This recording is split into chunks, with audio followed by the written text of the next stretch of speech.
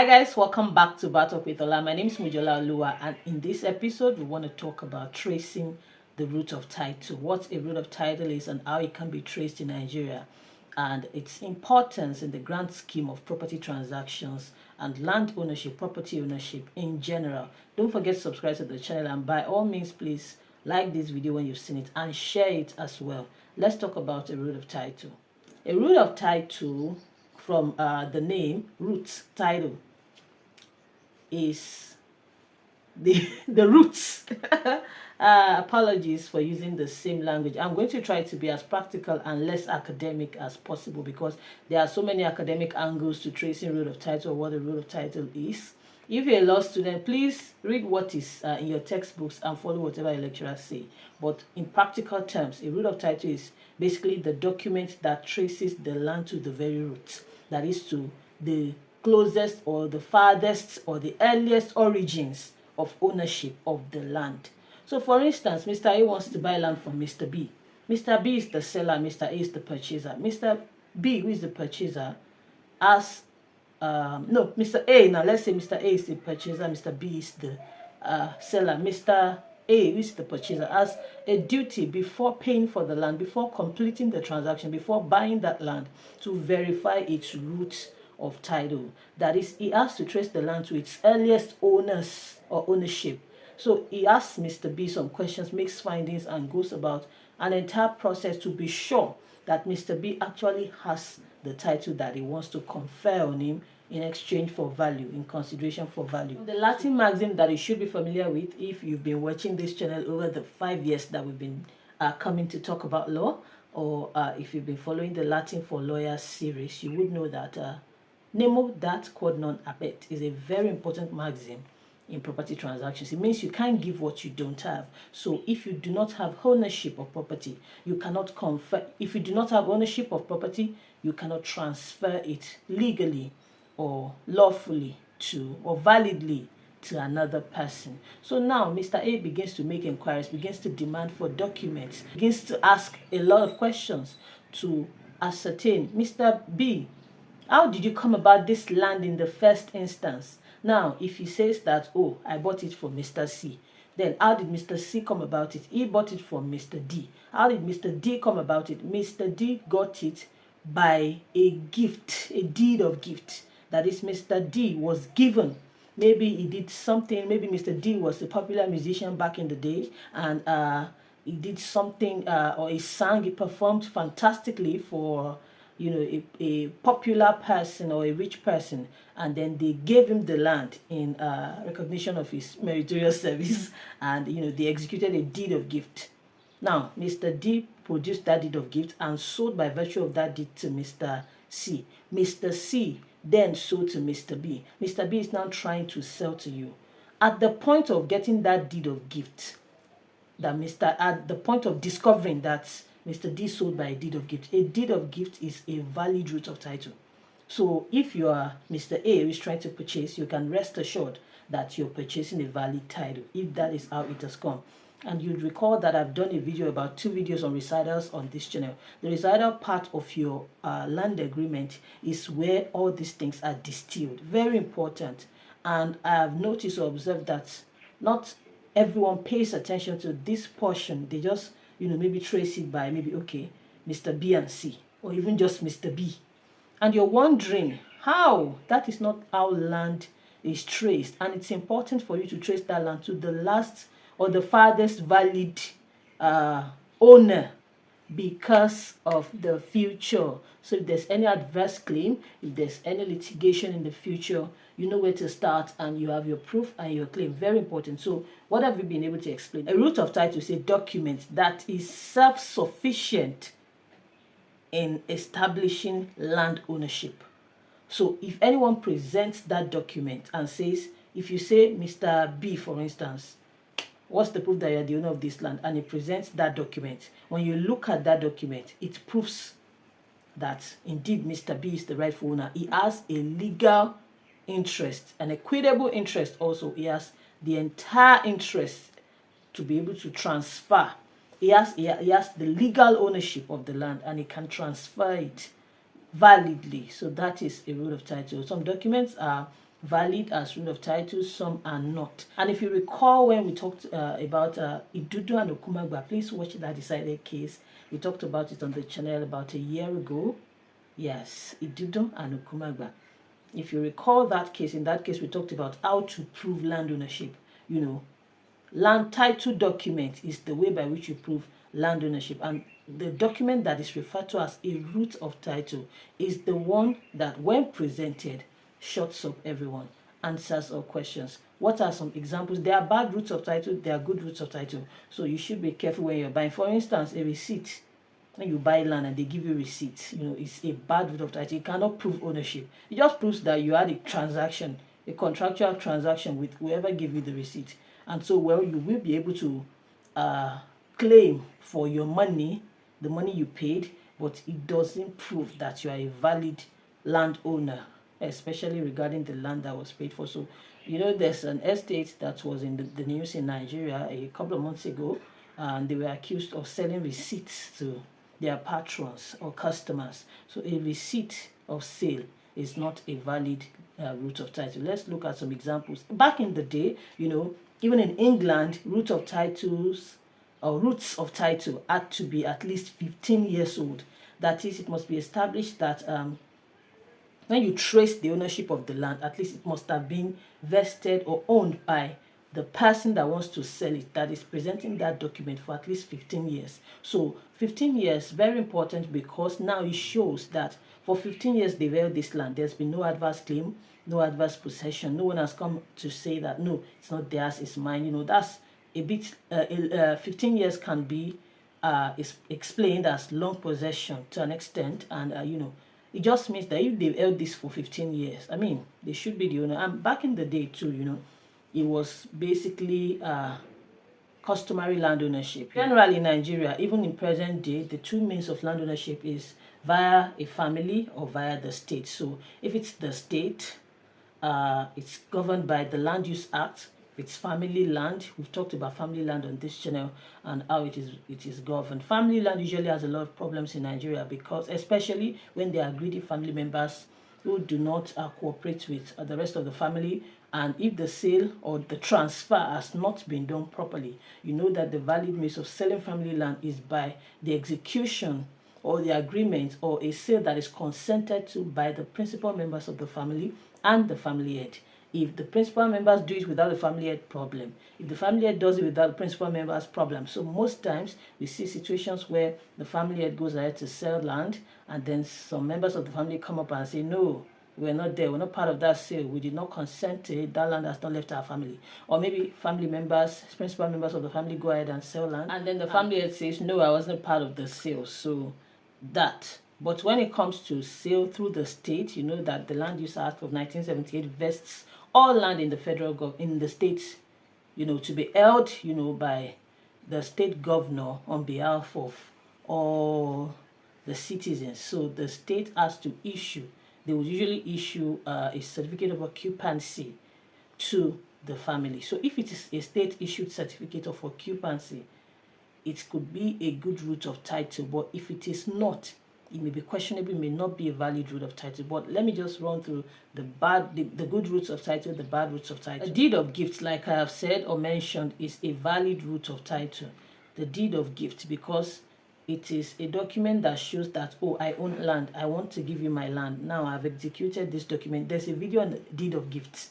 How fantastic. There's even the video is a two-part video. I made it last Christmas because I even showed you the practical drafting of a deed of gift in that video. So it's a two-part video, one video in two videos in one. So you can go look for it on the channel, deed of gift. So it's a valid root of title. It's a good root of title because it delineates what I'm transferring to you. It shows that I'm the owner. I'm giving it to you completely, and you're willing to receive, all the components. So it's a good root of title. If you have land that is owned, that has been, that has which interest or which ownership has been transferred by deed of gift, it's a good root of title. Now, the second one is a deed of assignment. Deed of assignment is also a good root of title because usually it is deed of assignment affects land that are governed by C of O. So that certificate of occupancy that the state issues. So, in most instances, when the state issues a certificate of occupancy, and when the state, when you buy land from the state, in most instances, especially government allocated areas or GRAs, you buy it for 99 years. So if someone is selling that kind of land or that kind of property, it could even be a house, you are assigning what is left of the 99 years that the government assigned to you to the purchaser. So if a purchaser buys, and gets a deed of assignment executed for them, it's a good root of title, because it is a conclusive proof of ownership and the extent of the ownership being transferred. What are some examples of a bad root of title? A lease is a bad example. I mean, a lease does not confer ownership, so it's a bad root of title. A license, a will is a bad root of title. Certificate of occupancy, in some instances, is a bad root of title, especially because it can be displaced. An unregistered deed of assignment is also a bad root of title, as well as a power of attorney, bad root of title. So let's look at some of the features of a good root of title so that you can easily identify one when you see one. When you look at a document purporting to be a root of title, nothing on the face of it should cast a doubt as to its validity. Nothing on the face of it. Not the way it was signed, not the people that signed it, not the way it describes the extent of the estate or the land that you're purchasing, not the way it traces, the ownership up until the time that it came into the hand of the seller selling to you. Not anything. Nothing should cast a doubt on the face of it. Prima facie, when you look at it, nothing should cast it. We've talked about prima facie in the Latin for Lawyers series, so go look at that video, go watch it. Thank you. So nothing on the face of a good root of title should cast a doubt as to its authenticity or its validity. That's the first thing. The second thing is that a good root of title should transfer both legal and equitable interest. It should transfer the complete interest so that there will be no adverse claim against the buyer in the future, or even the owner when it's not even up for sale. So there will be no adverse claim. It must transfer or confer or vest in the owner, or whoever is purporting to be the owner of the property. It must confer on them both legal and equitable interest. That's number two. Number three is that it must sufficiently describe, the interest that is vested in the owner and the extent of the estate. So it must show that, okay, this is 4 acres. This document covers 4 acres of land. And what has been, if it's a deed of assignment, for instance, it must say it's assigning the remainder of 99 years. It's assigning the 77 years. That's the remainder of 99 years, 77 out of 99 that is left to the owner or to the buyer. It must clearly describe the property. There must be no doubt as to the property and the extent of the interest it conveys. It must be very clear when you look at it that, okay, 4 acres, it covers so and so. If it's a deed of assignment, it must show that, okay, it's assigning 77 years. It must be very clear. A good root of title must be very clear. Now, remember I said, let me mention too that an unregistered deed of assignment is not a good root of title, but a registered deed of assignment, a perfected deed of assignment, is a good root of title. Very important. A good root of title must not be subject to any other higher interest, and it must state clearly the owner of the property. Very important. How do you trace root of title? That is, how do you confirm if the document that someone is trying to transfer land to you by is a valid one? Very important for a lawyer to do this for you, but if you want to undertake to do it yourself, there are some things you should do. You should raise requisitions. So you should make demands. You should ask questions, demand for documents to show. And this is very important for lawyers too, who execute land agreements. Don't just listen to the story and then reduce it to writing, or get a template and then collect your 10%. No, go a step further. You can demand fees for this. There's something called searches. So you can conduct a search, just to validate the title. It is a separate service, but you can inform the client and have them do it. So if they are willing to do it, you can do it for them at a fee. Conducting a search is very important. It can cost a fee, but it is better to be safe than sorry. So you can conduct a search at the lands registries, at the courts, to ascertain if the particular property or land is not a subject of litigation. Very important. There are people who surreptitiously try to sell land that is sub judice, So it is very dangerous, because by the time the court finishes and grants judgment, they will bounce on you if you're a buyer of such property, because the judgment of the court must be enforced. The court does nothing in vain. Very important. So you should conduct a search through your solicitor, and it involves doing several things. Physical inspection of the land too, very important. You can also do a traditional inspection. You can go to the locality, ask from the locals, from the presiding king or baale, you could do go to the lands registry. You can also verify from the court records if the land is subject to litigation. You can also look at the documents that's been presented and validate them. Look at the recital part of the document and see how it traces the land. You can then go and look through all those things, like the example I gave, when you which traced the land to ownership, a deed of gift executed, and granted to Mr. D. So you could trace it like that.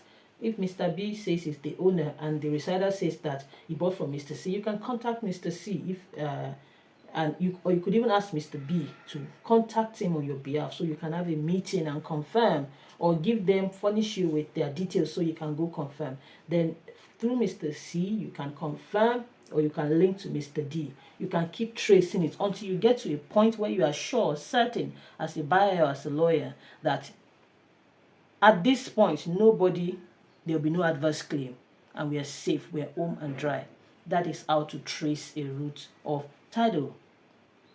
I recall I was handling a matter once, and the man had come to complain that, in fact, I think it was because I remembered that matter, I was relaying it to someone. That's why I remembered that I wanted to do a video on road of title. I was like, I need to do this video as soon as possible.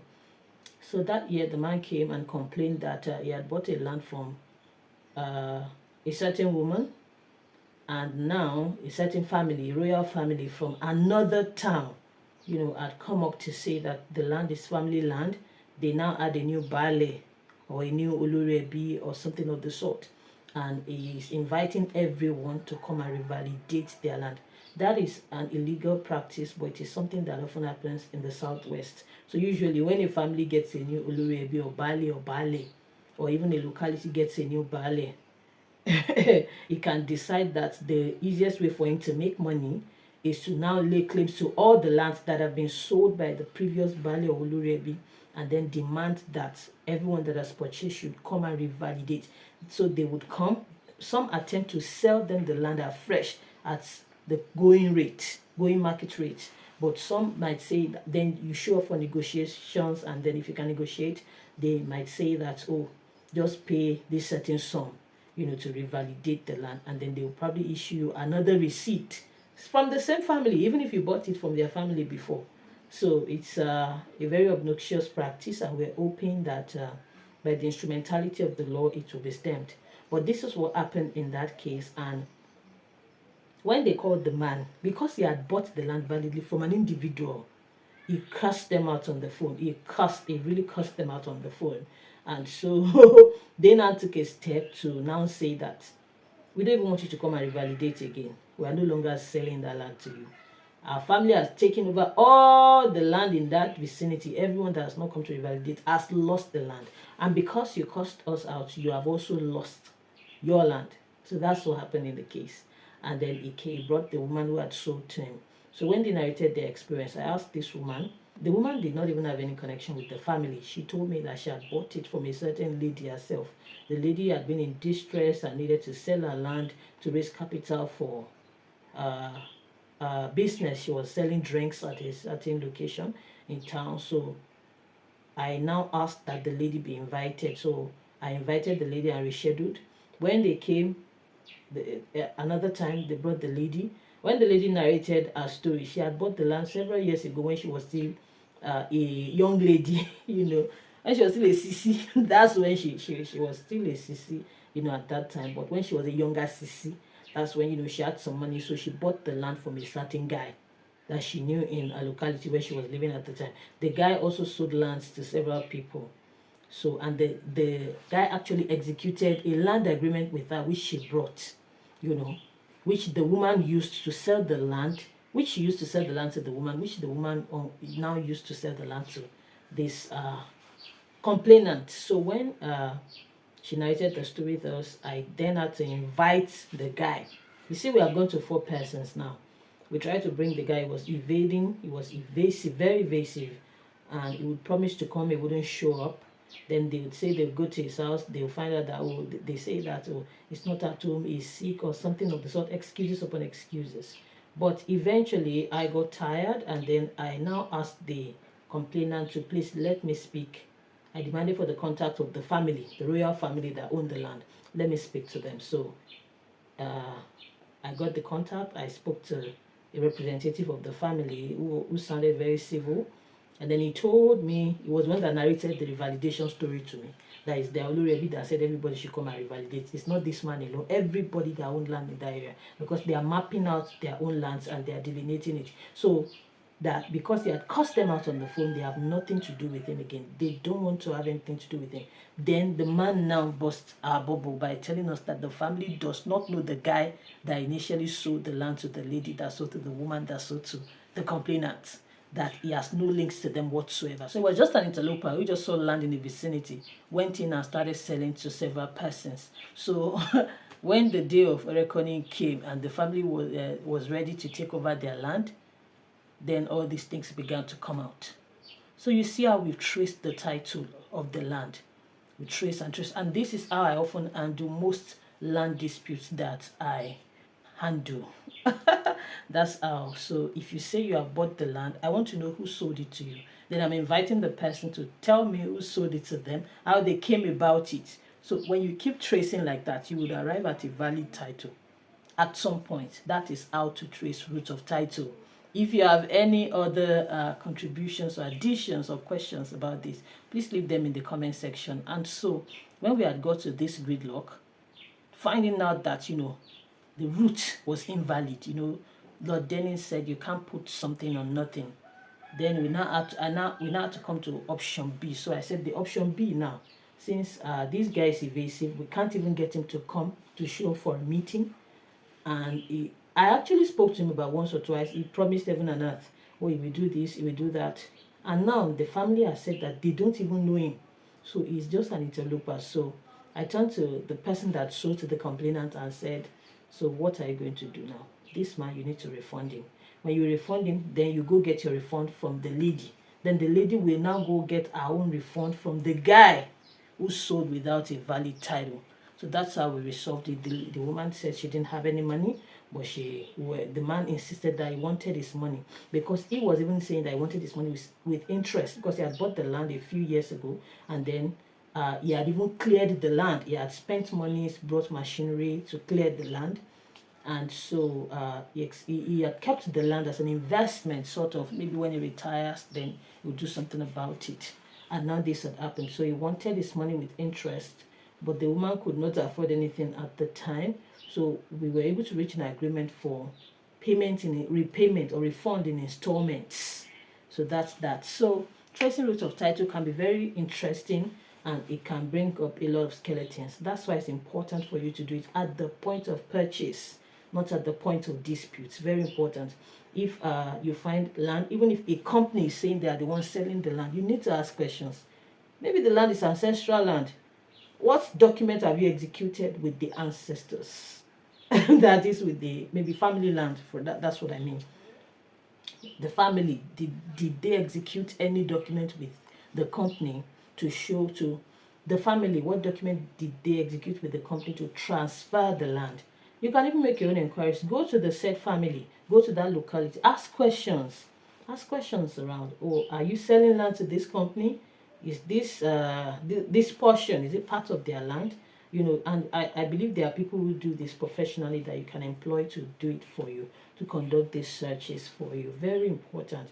At the point of purchase, you trace the root of title before you put your money down, because it can be difficult. It's not in all cases that people will agree to refund, and it's not in all cases that you would even get an agreement and it will be followed through. So very important. So it's important in a transaction, if you are the seller, you have a duty to actually answer requisitions, to provide information as to how you came about the land, and to provide documents, to show that you have a valid title that you want to transfer. And it is also the duty of the purchaser's lawyer to conduct this search. You do it at a fee, of course, but if the client says they don't want a search, they just wanted to execute a land agreement, well, as for me, I often abstain from executing lands of agreements where I know that the reciter is going to be watery. So if you cannot provide information, if you have not retained my services to conduct searches, and you cannot provide information as to how the land came to the seller before the seller is coming to you, or at least, maybe how the land has moved from generation to generation, from hand to hand, especially if it is not family. If it's family land, it could have been in the family for, I executed a deed of assignment once, and it had been in that family for years, for a certain number of years, which I saw in the title deed that was handed, that was given to us by the seller, before the seller was then given his own portion as an inheritance, which he is now trying to sell. No, he even sold it to someone, and the person is now selling to us. So I could find that in the recital, and they will prove other documents showing that proof. So I was able to do a good agreement, But in the absence of that, it can be very tricky, because what are you collecting money for if your recital is not going to save your client from future litigation or adverse claims? Very important. The recital should be a saving clause when it comes to property transactions, whether it's land or the developed property or house or buildings or whatnot. So conducting searches, like I said, can be very instrumental. It is the way by which rule of title is deduced. And like I said, this is not an academic episode, because root of title can be traced as far as possible. I believe in some states it's 30 years, in some states it's 40 years. I think in England it used to be 15 years. But you just trace it as far as possible, as clearly as as clearly as surely as possible, until you get to a point where it is so clear and evidently so that no one can make an adverse claim at this point of ownership. So if that can be ascertained, then you're home and dry. You can execute the agreement, do your recital, monies can exchange hands, and then you can go on. But it is very important. So this is what rule of title means, and this is how to do it. Please, let's continue the conversation in the comment section. I will see you in my very next episode. Don't forget to subscribe to